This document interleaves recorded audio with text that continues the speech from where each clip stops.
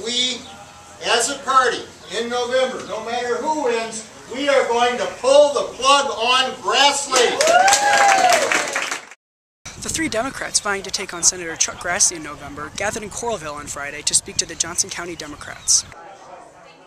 Roxanne Conlin is presumed by many to be the Democrats' pick to compete in November. However, just a couple weeks from the June 8th primary, the other two candidates are campaigning hard. Each of the candidates displayed a distinct campaign style. While Roxanne Conlin focused her attacks on Senator Chuck Grassley, both Krause and Fiegen took shots at Conlin. She has already damaged goods. Her candidacy is already impaired because of her past behavior. And I'm simply going to have that conversation in May instead of October. One of the things about her gubernatorial campaign, and neither one of us are old enough to remember it, but I've been told that she ran on the momentum thing and on the gender thing. And then when it came out regarding her tax returns, her candidacy collapsed. We're going to talk about the issues. We're going to see if Roxanne's versatile on the issues. We're also going to talk about some of her personal behavior the last 20 years, which I believe damages her candidacy. And I want Iowans to be aware of it in May instead of in October. When Ms. Conlin spoke, she speaks in generalities. She doesn't have any issue packages. She didn't talk explicitly about veterans. She didn't talk explicitly about jobs and international trade.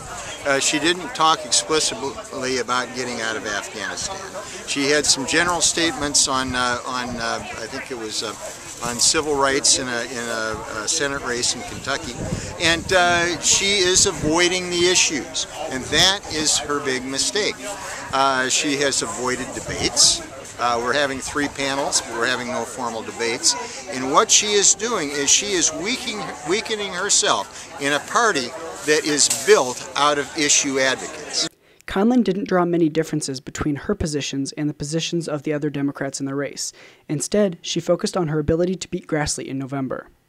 Is your focus solely on November right now, or are you still, what are you doing for June 8th? Well, we are going to be on the air with commercials, and we hope people vote on June 8th for us.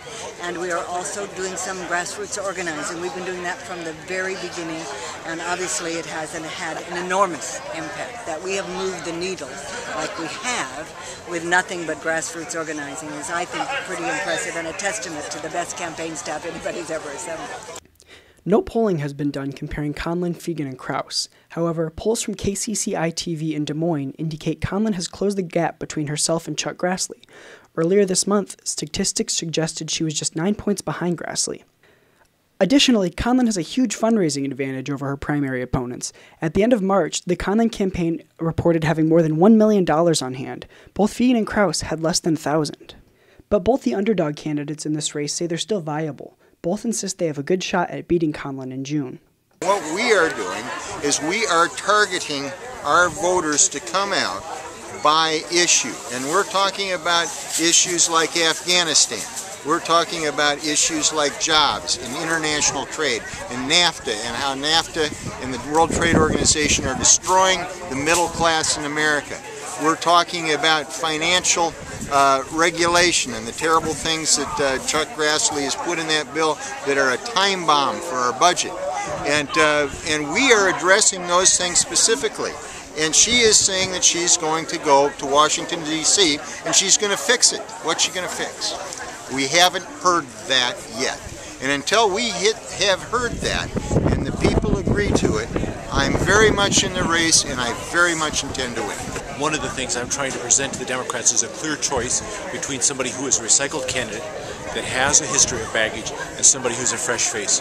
The other thing that I will tell you about the previous primaries this Tuesday, it was all votes against insiders. She's an insider. She was nominated, anointed. This is about outsiders. And when you talk about the 2/3 of Iowans who are not Democrats, they're not going to vote for an anointed candidate. They're going to vote for an outsider. I'm that outsider. I also bring knowledge on the issues. You heard her talk very little on issues. All I've talked about is issues that come in my front door. I see it every day. And I can deliver that message, and I can tell Iowans with a straight face, I've been there. I know what you're going through. I will be a U.S. Senator that speaks for you, not for the wealthy. I think people are very concerned about what they see happening in Washington. They think Washington is broken. and I do too, and I want to fight to fix it. I think that we need to send people there who are not of Washington but of Iowa, and whose priority will be what is best for Iowa, not what's best for Wall Street, not what's best for Washington politicians, what is best for the people of the state of Iowa.